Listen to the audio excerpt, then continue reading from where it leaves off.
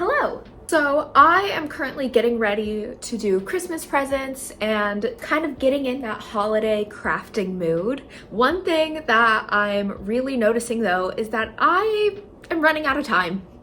It may not seem like it, it's the first week of December, but you know, there's only so much time in the world and I'm going out of town soon, so I really need to start working on some of these projects. Throughout the holiday season, I'm going to be working on different projects that I will probably be giving as gifts, if not just keeping for myself. But I really wanted to make sure I got started before I head out of town and made sure that I was really working on all of the things that needed to be worked on. Just with timeline-wise, wanting to knock some things off my list.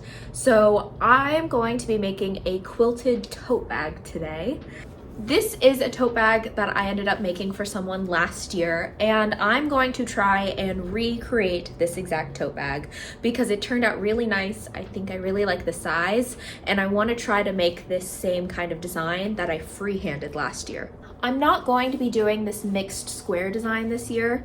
Instead, I think I'm going to be trying to do some like quilted stars or some other quilt blocks. I have a bigger version of this tote bag that I use as my school bag, and one of my family members last year wanted one just like it, so I made kind of a smaller version of it, and I really liked what I came up with. It has two pockets in the front, and they're deep pockets. They go all the way to the base, so you can fit a lot of things in here, as well as on the back the handles go all the way down, versus on the front the support for the handles goes into the tote bag, which I really liked because that way you didn't block off all of the design. And I really liked how this tote bag turned out, so much so that I want to recreate this. So first things first, I need to kind of figure out what kind of quilt blocks I'm going to do and what can I do that fits the dimensions similar to this.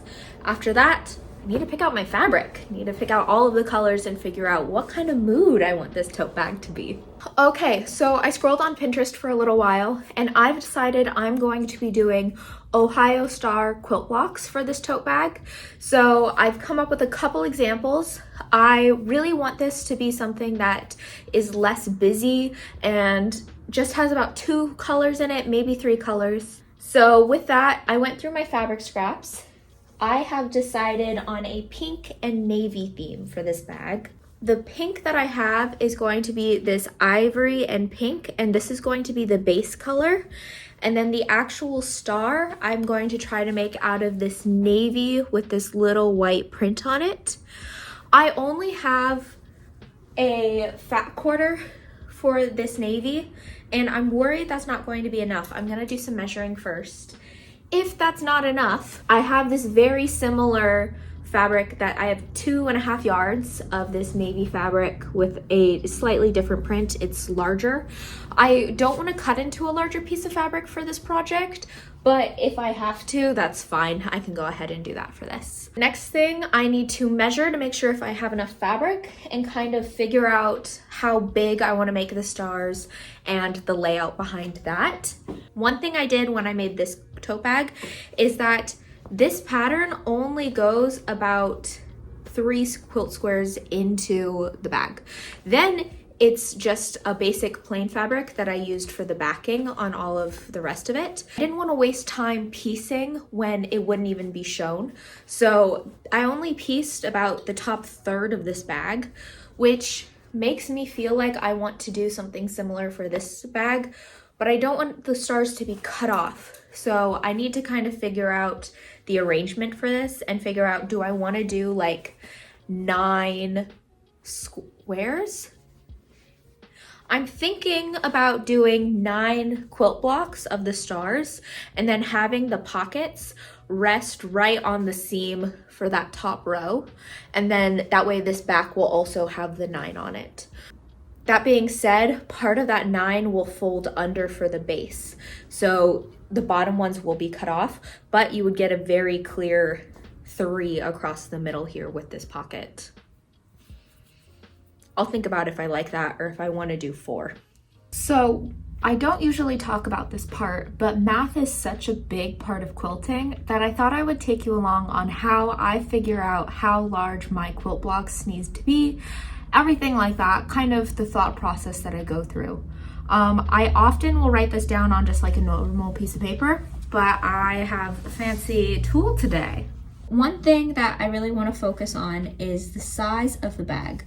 The bag that I have currently is about 15 by 15 inches all done. Now, I am okay with making this bag a little bigger. So as I go through, I'm not just going to add like 1/4 of an inch for seam allowance. I'm going to add a little bit more. That way things are generally more in proportion, and that way the bag can stretch as it needs to. I'd rather have larger seam sizes or have the blocks turn out to be too big than have to deal with really precise tiny fractions of inches. Originally, I was going to have this bag have 9 Ohio stars on the front and then 9 on the other side, but then I realized that the pieces would have to be very small because this is only a 15 by 15 bag, and it was giving me a little bit too much of a headache. So I've changed my approach, and instead of doing that many stars, I'm actually going to only do 1 larger quilt star. So what I'm going to be doing for this is I'm going to be splitting this up into that same 9 patch that I was doing before. So this is the whole bag. So each one of these squares right now is going to be about 5 inches across and 5 inches wide. And this is going to be my whole Ohio quilt star. So I'm going to have each of these corners be X's. And I'm going to be using the pink and the ivory fabric as my base fabric. So I'm going to be showing you that as pink here. So that will all be seen in the corners.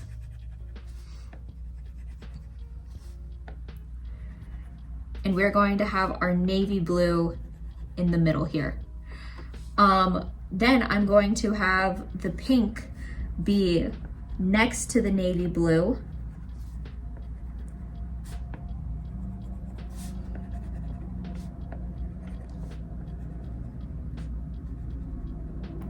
And then I'm gonna have the navy blue be in the adjacent corners.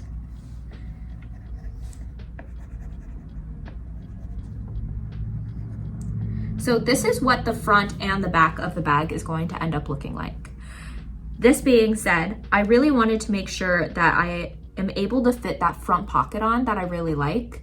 So what I'm going to do with that is that I'm going to make it so the front of this tote bag, the top 5 inches here, is going to be the top of that quilt star. So it'll just show up like this, or however it is. And then this is going to be blank fabric, or the same as what the backing is going to be, because the pocket is going to be going on top of that. And this is my way of not having to do more work than needed. Because why would I go through the effort of quilting all of these blocks when they're just gonna be covered up by the pocket? So I'm going to go ahead and leave this blank, and then the pocket itself will be 10 inches across, and this will finish up the rest of that Ohio star.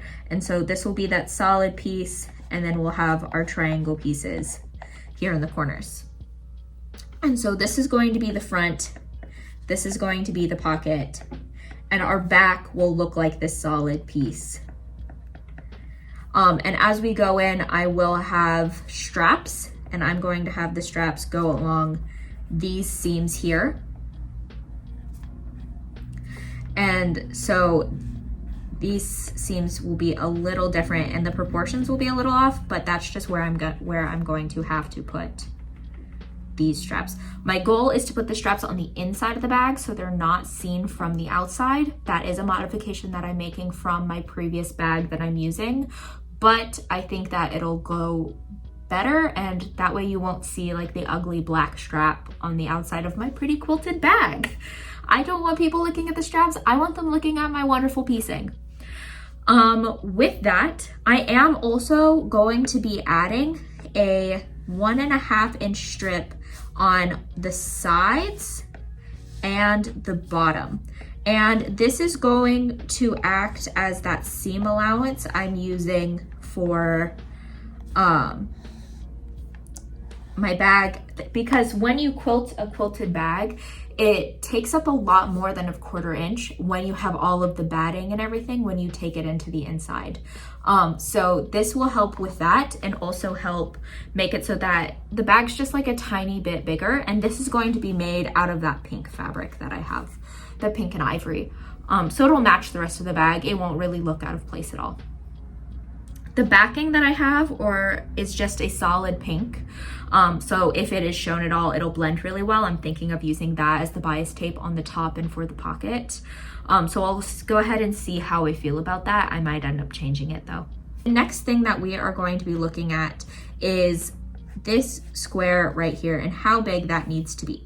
So I know that the final product needs to be 5 inches by 5 inches across, but because of seam allowance and everything, I'm going to be adding a 1/4 inch seam allowance on each side. That way, all in all, this will end up actually being 5.5 inches by 5.5 inches. That way I have that 1/4 inch seam allowance on all sides of the square. And that is what I'm going to use as my measurement for the triangles as well as the solid quilt blocks. That way everything is just lining up as it's supposed to be. So as I go through and I cut my fabric, I'm going to make sure that I'm cutting it with that 5.5 by 5.5 or a little bit bigger so I can cut it down as needed. Anything less than that will make my quilt blocks be too small and I'll have to rework the measurements again. So this is kind of what I'm looking at right now.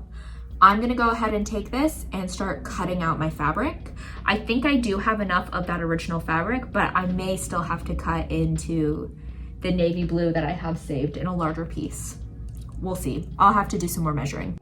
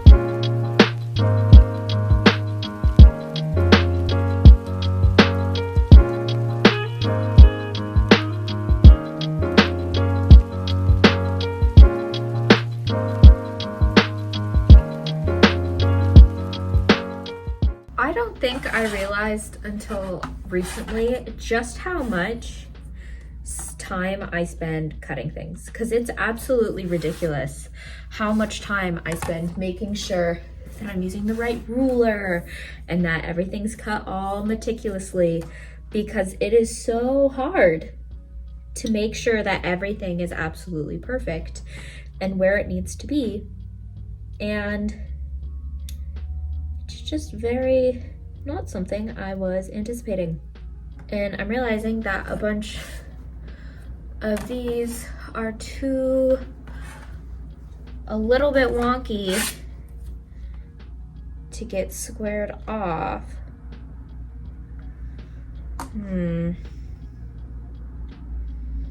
So I might have to adjust my pattern. Okay, so with that, I just realized that a bunch of these are just slightly too small. I think I did the math wrong for how big the squares needed to be for the triangles. So what I'm doing instead is that I'm going to make these slightly smaller, all of the blocks, and then I'm going to do a grid with just like 1 inch of the cream ivory. That also helps with the spacing for like where the pocket goes and where the bias tape goes. I think it'll lay a lot better if I do that. So I'm changing things up a little bit, changing my plans. Wow, who would have thought? My plans never go exactly as I want them to. It always takes like a little bit of finagling before things actually turn out how I imagine them in my head. So instead of cutting these to be 5.5 by 5.5, I think I'm going to cut them to be 4.5 by 4.5, just because that's what I can make out of the squares that I have right now. And then I'm going to do that 1 inch, maybe 1.5 inch strip going around all of them, so that it'll be like a grid along with that. And I think that would provide a little bit more bulk to this bag. That way, because I don't want the bag to be any smaller than my mock-up, but I am okay with it being bigger, especially since that bag to me is quite a small tote bag. So I'm gonna go ahead and add that, but I'm gonna go and cut all of these to be that 4.5 by 4.5 instead.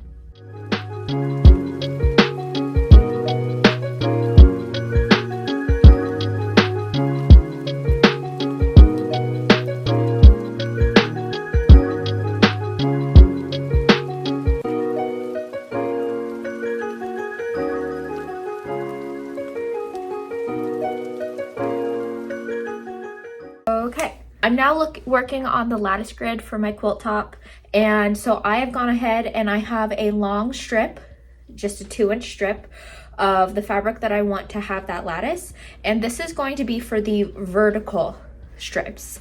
I have gone ahead and figured out which pieces need to connect where, and I'm just going to go ahead and all in one stitch along here and then cut them as I need them. That way I can go ahead and work sideways as I go across,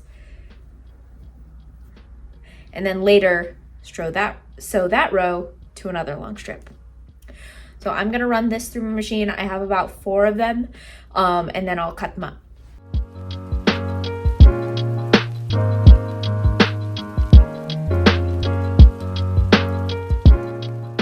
When I first got into sewing, I really thought that I was going to be sewing up a storm all the time, and I would just be at my sewing machine.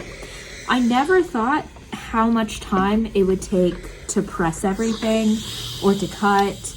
And like theoretically, if I was just sewing, this bag should have been done a lot faster. And it's still something I struggle with, is estimating how long things are going to take. Because in my head, I was like, I could whip out this project, I'll get it done today. Mind you, I might have been able to get this done today if I wasn't also watching Grey's Anatomy and doing other things. But I am just like always astounded by how long different projects are going to take, especially ones where I have a time limit. I'm constantly just wondering how it possibly can take this long to make a bag, which also makes me think about just like labor in general, and like how many things aren't automated and how many assembly lines still exist, and how there are people who are having to do a lot of these tasks just automatically, and they are just doing it by hand and it takes them hours. But then you look at the price tag on things and you're like, how on earth can I purchase a bag on Temu for so cheap when it takes this long for me to make a bag? And I always I'm just constantly thinking about that at this point. I'm constantly thinking about how long it takes to make these kind of goods. But this is currently how my strips look. I'm gonna go ahead and slice these off and start sewing the rest of them together so I have longer 3x1 strips. So next task, more sewing. So now I have all of these strips, and I am going to take my 2-inch strips, and so in between here, this is my back panel, so this one will be fully put together like this. Then my front panel is going to go a little differently though. So I have the top, and I'm going to do one strip down below. That way when the pocket is here, there's a little bit of overlap so you don't just immediately see it as the pocket gaps. This will be the pocket right here. So it'll be 2 of our squares and then a strip here. And then I'm also going to do a strip at the top, and then there will be bias tape over the edge. I originally was going to use this ivory to make the border all the way around. So that way, when I went in and I did the sides and I did the bottom, we would have less of a lip here, and it wouldn't cut off my points. But I'm all out of this now. I don't have enough. So I have 2 options. I can use the pink that I'm going to be using for the inside lining. So I can use this pink on the outside and on the bottom. Or I can use more of this blue. I only have a little bit, but it is more than enough for the bottom. And this should be more than enough for the sides. So I think I'm going to use the dark, but if any shows along the seams, it will be really drastic and stand out a lot because of how dark this is. So that's why I'm wondering if I should use the pink or if I should use the navy, or if I should go ahead and try to find a white to use and have that be, because then it'll blend in better. I might try to go ahead and find a white just because I don't want like a really drastic change on the side as we're going in. So I'll look in my stash and see if I have any more white. I'm sure I do. We'll see how it goes. We'll see how this turns out. But for now, I'm gonna go ahead and start sewing these strips together so I can have my completed quilt top.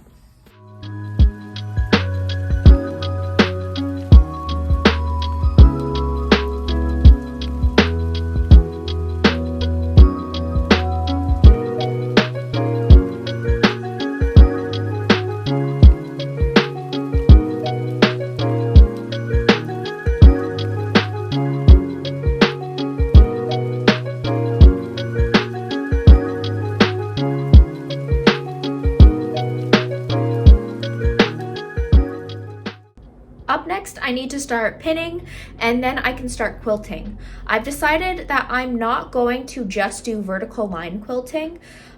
It looks fine, but I think that something like this would benefit from having more like triangles or horizontal lines on it. So I'm gonna go ahead and move forward, trying to do some fancier quilting, as you could say.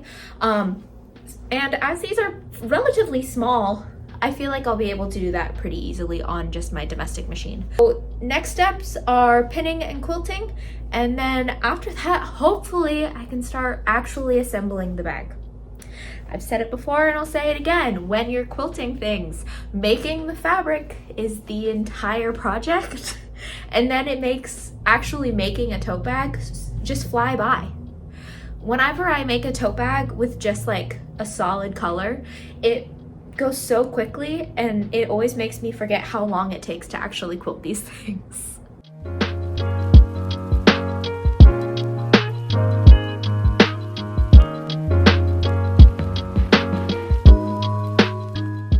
I have all of my pieces all quilted, and so my next steps are to go ahead and kind of start with some of the finishings. So I need to go ahead and do bias tape on the pocket. That way that is all nice and clean and done. Once I'm done with that, then I'm going to get started on how I'm doing the handles. Now I'm putting the handles on the inside of the tote. That way they're not shown on the pretty side and it doesn't like disrupt the pattern. I want it to not look crazy on the outside because I'm doing this on the inside. So I'm going to do my best to put the handles within kind of this line here where I would quilt it normally within kind of my lattice work. And I'm going to do half of it on the bottom.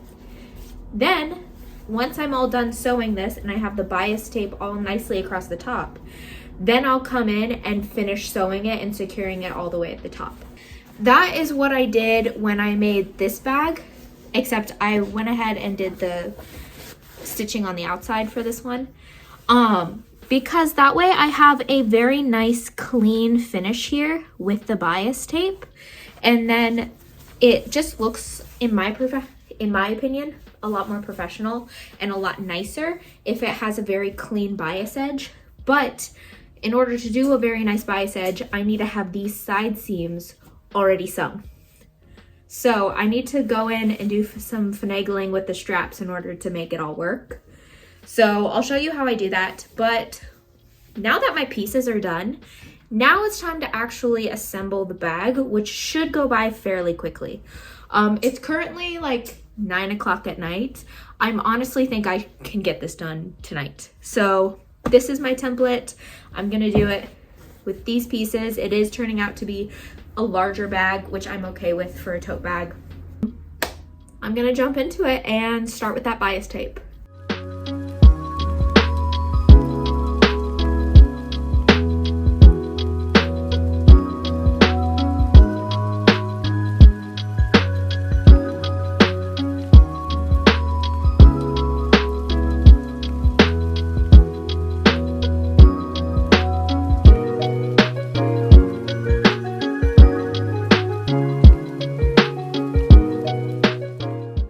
Okay, it is a few days later and I finally picked up this project again. The handles are all secure on the bags on both sides, and all I have left to do is to piece the pieces together and to finish up the seams on the inside with some bias tape. First thing I'm gonna do is I'm going to lay out the pocket where I want it and stay stitch these together. So I'm going to use a long stitch all the way around to make sure that these pieces stay where I want them to be while I'm sewing the rest of the bag. After that, I'll be able to trim them to the actual length of the bag that I want. Sandwich my two pretty pieces. After I sandwich these two pieces together, it's mostly just bias binding and cutting out the bottom squares to make it so it has a flat base. And I will show you how I do that. But as for right now, there's not much I have to do for this. So I'm gonna go ahead and get started on that stay stitching and sewing this up.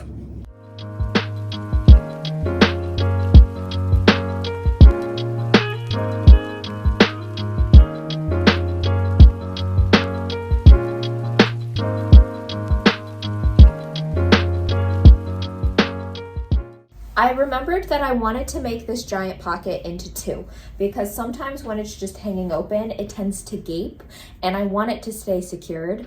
I could fix this by doing a snap or something, but I also know that having two different pockets can be helpful, especially in a tote bag like this where it can kind of turn into a big black hole. So having a seam right down the middle, and then what I'm going to do though to make it so there's not just a big white line going down the center is that I'm going to take a colored pen that's close enough in the navy, probably like a black, and carefully go in and fill in that color. That way I don't have to worry about just it looking bad, because I've worked too hard on this tote bag so far to just let it have a solid white line down the center. I want it to be pretty, and so that's what I'm gonna do to fix that.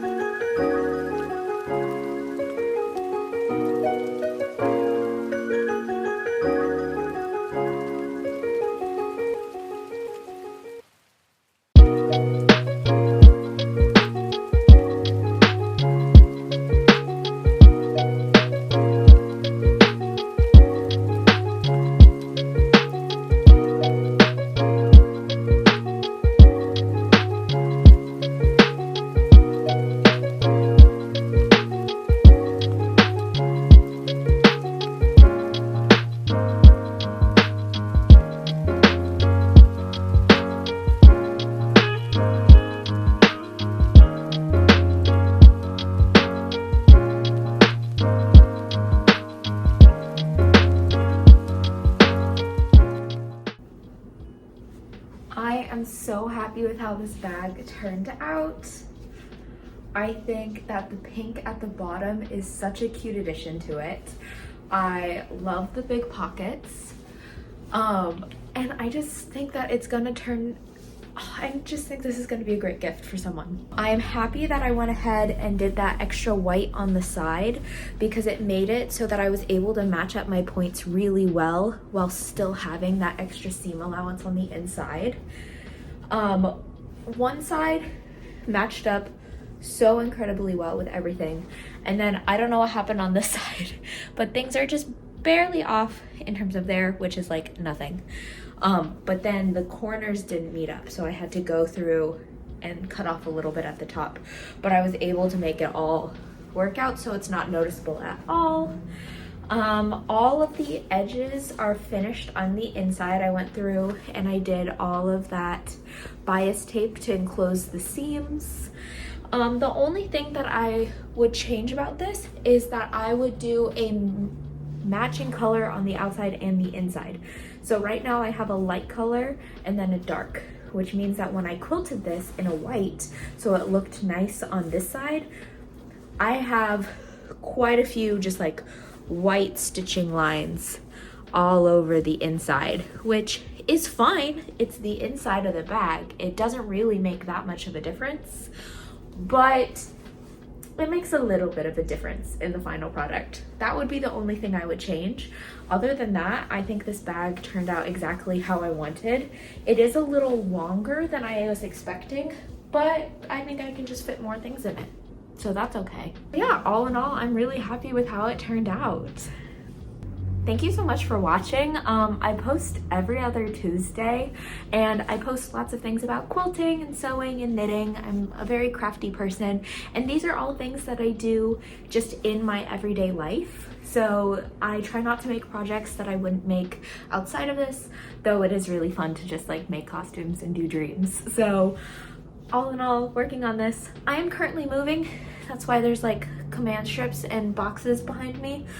So my next few videos may be a little pieced together, but I'm working on moving, and hopefully I'll be able to have a much better like sewing setup in my new place. So I'm really excited about that.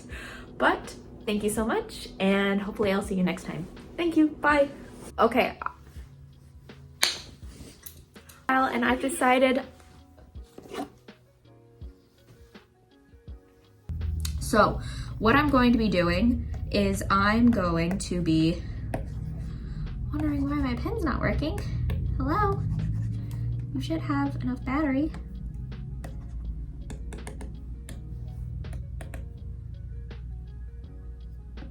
Okay, got it.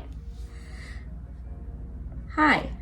Part of the, what am I saying? Oh my gosh.